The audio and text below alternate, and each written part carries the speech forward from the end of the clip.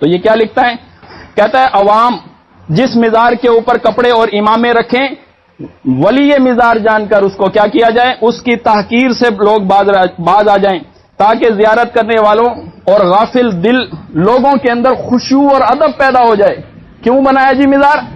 جو غافل دل لوگ ہیں جب ان کی قبروں کے اوپر آئیں گے تو ان کے اندر دین جاگ جائے گا، ان کے اندر خشوع اور ادب پیدا ہو جائے گا۔ تو ہم بیان کر چکے ہیں، آگے لکھتا ہے ہم بیان کر چکے ہیں مزارات کے پاس اولیاء اللہ کی روحیں پاس آ جاتی ہیں، پھر روح ان کے اندر بھی آ گئی اور جناب باقی شرک بھی ان کے شروع ہو گئے۔ اور پھر ساتھ لکھا بے شک اولیاء اللہ اپنی قبروں میں زندہ ہیں اور مرنے کے بعد ان کی طاقتوں میں اضافہ ہو جاتا ہے۔ مقلد کے پاس دلیل کیا ہے؟ مقلد کے پاس دلیل یہ ہے کہ اس کے اصل دلائل اس کے امام کے اقوال ہیں، اور اقوال میں تو نہیں وارد ہوئی ہے۔ یہ حنفی کیوں ہے؟ حنفی کیوں ہے یہ؟ اس کو حنفیت چھوڑنی ہوگی، اس کو تقلید چھوڑنی ہوگی، ورنہ پھر آئے وہ اس کو محکمہ اوقاف کے اندر تقلید کے ساتھ نہیں آئے گا، امام ابو حنیفہ کے نام کے ساتھ نہیں آئے گا، حنفیت چھوڑنی ہوگی۔ کیوں؟ امام ابو حنیفہ سے تو نہیں وارد ہوئی ہے۔ شجرہ لے کے بیٹھے ہیں، شجرہ جناب ہمارا شجرہ پہنچتا ہے رسول اللہ صلی اللہ علیہ وسلم تک، ہمارا شجرہ تم کہاں سے آئے ہو؟ یہ 50 سال تمہیں ہوئے یہاں آئے ہو اور آ کے حنفیت کے اوپر باتیں کرتے ہو۔ دیکھو ہمارے شجرے کی کتاب دیکھو، ہمارا شجرہ پہنچتا ہے، میں اپنے ذات سے لے کے اپنا شجرہ رسول اللہ صلی اللہ علیہ وسلم تک ثابت کرتا ہوں۔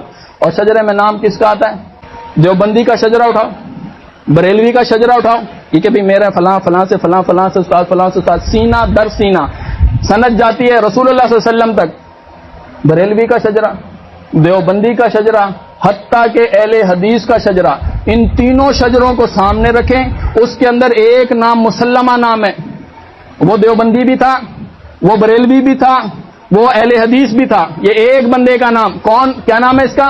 شاہ ولی اللہ محدث دہلوی۔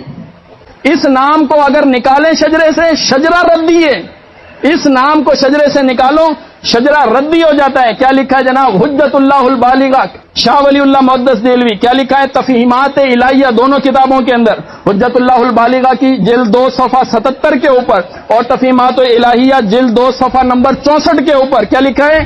نبی صلی اللہ علیہ وسلم نے کسی قبر کی طرف خصوصی سفر سے منع فرمایا ہے، اور قبروں کے اوپر ہونے والی بدعات بہت بری ہیں۔ خود آپ صلی اللہ علیہ وسلم اپنی قبر کو میلہ نہ بنانے کی تلقین فرمائی ہے۔